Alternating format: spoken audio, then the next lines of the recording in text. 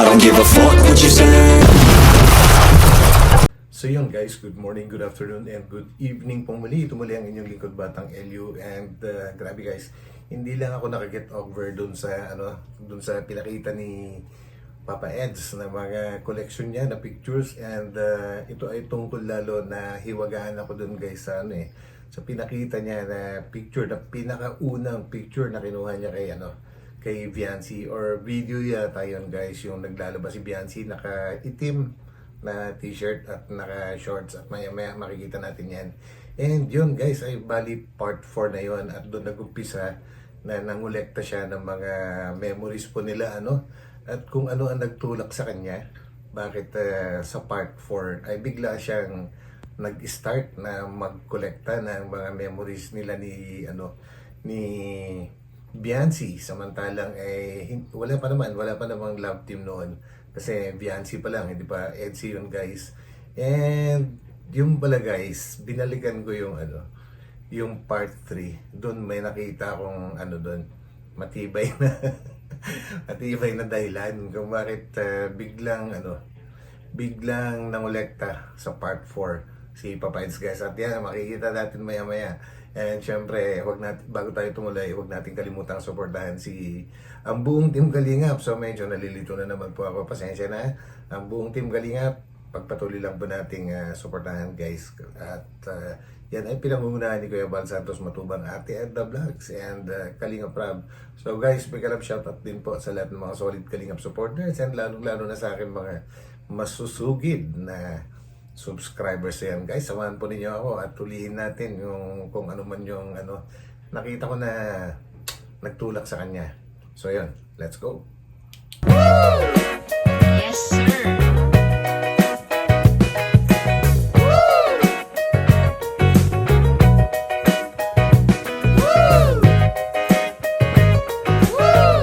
Ito guys, ang malapit na footage ko guys. Matagal na. Uy, 2023? Uy, grabe. Sino yan? Grabe, 2023. Yan yung unang kita yata namin ni Viancy. Ito. Ito yata yun. O pangalawang beses. Sa bahay na nila yan? O doon sa Unang tinirahan vlog. nila? Kalab team pa po niya dyan si Lolo. So yun guys, doon tayo mag-i-start. Mag-ano muna tayo guys, parang investigador.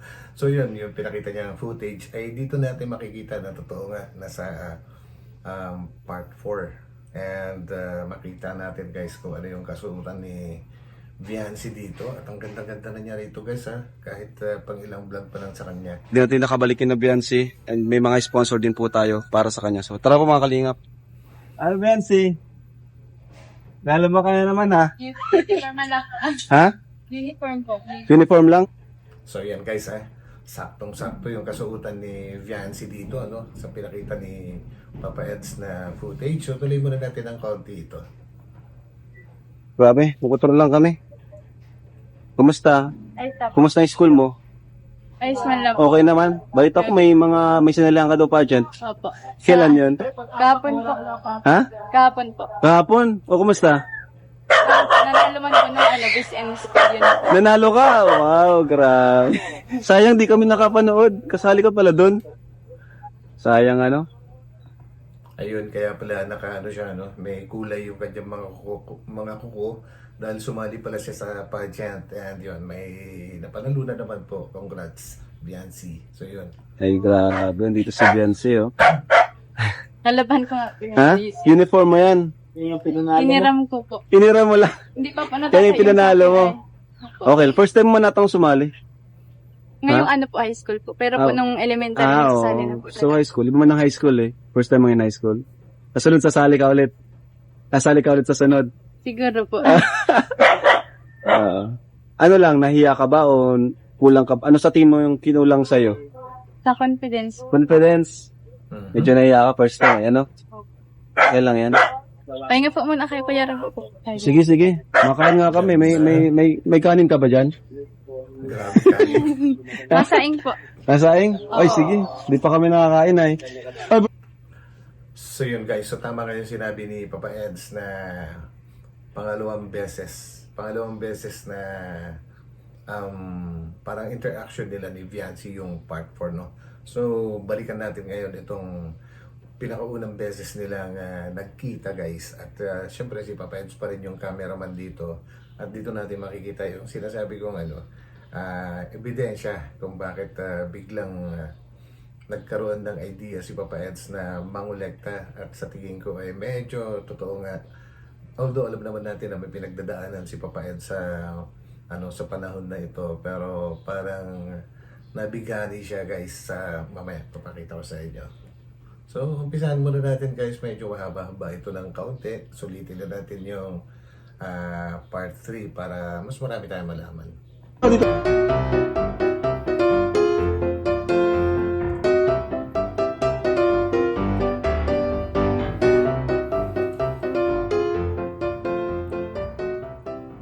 Alright, hello mga kalingap. So, dito tayo ngayon kina Viancy. Okay. Hi Viancy, naglalaba ka na naman? Ba't tayo pupunta kami dito, naglalaba ka? Ano po? Oo nga, lagi naglalaba. Ha? Sabado. Sabado? Okay. Grabe naman, sipag mo naman Viancy, ano? Talagang kaya ka tinaguri ang labandera, abustahing labandera. No? Naglalabandera po si Viancy kahit Abustahing labandera. siya ay habang siya nag-aaral. Pagsasabihin niya yung ang paglalaba. Ano? Ang dami mo lalaban Viancy Viancy, may dala kami para sa iyo. Ito grocery na. Grabe Viancy ang taas ng ng dagat Friday. Ayun mga kalingap po. Laki na tubig, no? Delikado talaga yan sa kanila. Sila nagtatambak ng bato. So, ayun mga kalingap, grabe, sobrang lamig po dito kay na Viancy. Ito po yung kalagayan nila tuwing ganitong maulan. So, sana Viancy, makalipat na kayo, Alam ko pangarap mo yun, matagal na, di ba? Tinan mo, lalim no, parang patas to ng patas Patas ng patas. Kaya nga po, pag nagbabagyo po. Kaya tinatambakan po namin yun ng bato. Pag nagbabagyo, nagtatambak kayo dyan. Pati ikaw, nagtatambak ka din dito? Opo. Grabe. Kasi pag di tinambakan, malulusaw yan. Madadala. Papasok po dyan. Papasok dito. Ano, pakita mo yung bahay nila, Mawawala na po kami ng bahay pag Grabe yung bahay nila dati, guys, no? Talaga nga namang mahina. Napakadelikado kasi nga lapit nila sa tubig. Puti nga safe na sila. namin yung tinambakan. Madadala yung bahay nyo, Opo. Grabe. Viancy, alam mo, maraming nagsasabi na ikaw daw ay yung pinakatahimik, pinakamabait, at pinaka-cool, pinaka-chill. Kumbaga kahit sino kasama mo ay makakasundo mo kasi sa sobrang bait mo. Ano masasabi mo doon, Viancy?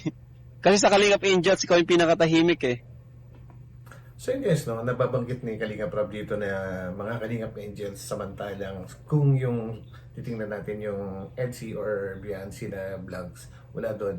Ang pinanggagalingan ng sinasabi ni Kalingap Rob, guys, ay yung trip nila sa Baguio po. So nakasama niya yung mga ibang Kalingap Angels doon. At yung pagpunta nila sa Baguio, guys, ay nasa pagitan ng part 2 and part 3. Ito po. Kaya, yun na pag-uusapan. Si Ian nga, sabi ni Ian, ikaw daw yung paborito ni Ian. Talaga, grabe. Ikaw daw yung bias ni Ian kasi napakabait mo daw at napakatahimik. Anong masasabi mo doon, Viancy? Nahiya po tapos Nahiya ka? Talaga. Nahiya lang o tahimik ka talaga? Tahimik po talaga. Tahimik ka talaga kahit sa school? Ba't ka naman nahihiya? Ang ganda-ganda mo naman. Hindi. Ha? Ikaw ba, anong tingin mo sa sarili mo? Maganda ka o ano? Hindi. Grabe, napaka-humble mo naman. Ibig sabihin, hindi ka naganda sa sarili mo? Grabe, tuwan-tuwa si Kalingap Rob. Samantalang halos lahat ay ang tingin sa kanya, kahit dati, guys, yung panahon na yan, hindi pa maayos yung kanyang ngipin, maganda na, di ba? Kahit hindi pa siya ngumingiti gaano. Pero syempre, ngayon, lalo lang gumanda kasi nagkaroon na siya ng confidence yun. Arjun! So, sabi mo di ka naganda sa sarili mo. Tanungin natin si Arjun. Ayan, kasi Arjun, sabi niya, di siya nakaganda sa sarili niya. Ano mga sabi mo? Di daw siya maganda eh. Hindi na talaga siya. Sabi niya, talagang tahimik siya at mahiyain. Wala tayong magagawa. Pero, sabi mo, maganda si Beyonce, ano? Oh, kasi sabi niya, di daw siya maganda eh. Hindi, maganda ko talaga siya. Oh, Yes. tandaan mo ito, Beyonce, maganda ka. Hindi ka pangit. Oh, tama. Tama yun, Beyonce. Oo. Tanungin natin si Lolo. Lolo, ano ka? Lolo, Hingin natin yung opinion ni Lolo kasi sabi ni Beyonce, Ito yung sinasabi ni Papa Eds guys na si Bianchi pa tsaka si Lolo yung magkano. Actually hindi naman nagkaroon talaga ng tandem itong si Lolo tsaka si Bianchi. Kumbaga ito kasi si Lolo, ito first time din niya makausap si Bianchi dyan. Medyo kinikilig-kilig tsaka iba yung pinapakita niya, parang gusto rin niya si Bianchi kaya lang hindi siya umubra kay Bianchi guys. parang ni Beyonce, yung self-confidence niya ay napakahina, ano? Napakababa ng self-confidence niya. So, sabi niya, tinanong ko siya, tingin daw niya sa sarili niya ay hindi maganda. Kaya daw siya nahihiya, ganon. Ikaw ano masasabi mo, Beyonce? Palakasin mo naman yung loob niya. Ay, ano, Lolo, palakasin mo yung loob ni Beyonce. Sa totoo lang, yung photoshoot baga, isa ka sa mga pinaka napansin doon. Tama kayo. Ako na mali. Kasi totoo. Yung dala na yung mata niya, kuya. Di ba yun yung pinaka napansin yung mata. yung mata mo? Yes, ganda naman Kaya- si Bianchi. Takip ng mata. Kaya wag ka sana yung tasa mo sana yung confidence mo kasi di bagay kasi dapat diyan parang ano ba? Parang naman yung sobra, yung Oo. tama lang. Yung parang ikaw pa rin. oo. Di ba Arjan, maganda si Beyonce? Oo, maganda siya.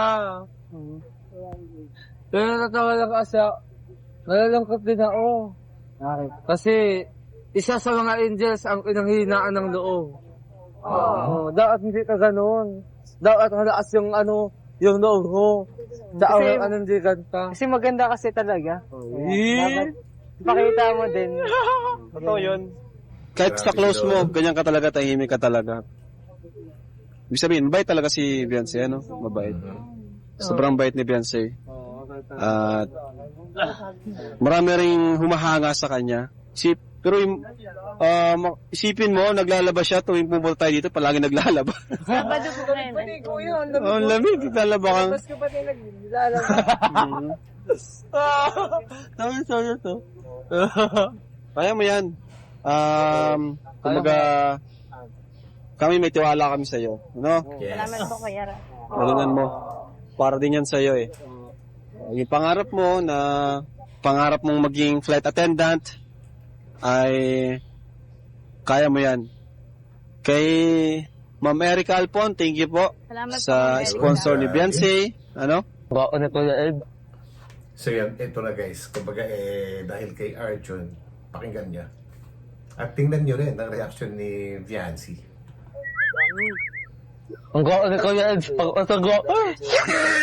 Isang kindat daw, isang kindat. Kaya isang kindat eh. Grabe. Nakita niyo yung unang ngiti niya kanina. Yun ang ginamit nating thumbnail. Kakaiba yung ngiti ni Viancy guys. And of course, alam naman natin na may pinagdadaanan pa si Papa Ed sa panahon na ito, pero mukhang nabighani kaagad din siya kay Beyonce dahil sa ngiti na yun na nakakaiba. Makikita nyo na lang yun guys sa aking thumbnail. Papakita ko rin mamaya sa dulo. And syempre sa umpisa makikita nyo rin. Grabe. So ito yung sa tingin ko naging reason kaya mabilis naka-recover si Papa Ed sa mga hinanakit niya sa kanyang dating ka-partner po or ka-love team na si Miss E. Nadali pala si nadali pala si Papa Ed sa mga ngiti ni Beyonce at sa mga titig ni Beyonce na yan. Ulitin natin guys, yan Ang gako na Kuya Ed. Ang gako. Yun Isang kindat daw, isang kindat. Kaya isang kindat eh. Grabe. Kinilig din si Beyonce. Siyempre, kikiligin talaga si Beyonce guys. At Siyempre, alam na natin na ever since, hindi wala pa sa Kalingap si Biancy, alam natin na naging crush na niya kagad si Papa Eds po, ano. Doon lang naman na-curious kay Papa Eds kung bakit parang sa part 4, pagkatapos nitong episode na ito, bigla na lang siyang nakolekta ng mga memories. Samantalang alam naman natin na meron siyang pinagdadaanan at mga hinanakit doon sa kanyang ex-tandem po, ano. So yun, so para sa akin guys, ito talaga. Ito yung confirmation. Ewan ko kung nasasakyan nyo ako o nababaliw na ba ako guys. Anyways, huwag nyo kayo ibabash kasi talagang hindi lang talaga ako nakiget over guys. Na curious lang talaga ako na bakit ang tagal na niyang itinago yung mga collection niya at biglang lumabas after almost 2 years. Yung pala yun. So, ito na guys. So hanggang dito na lang and makita-kita po tayo ulit sa aking susunod na upload guys. So tapos na ang ating pag-iimbestiga. Kumbaga, case closed. Bye-bye.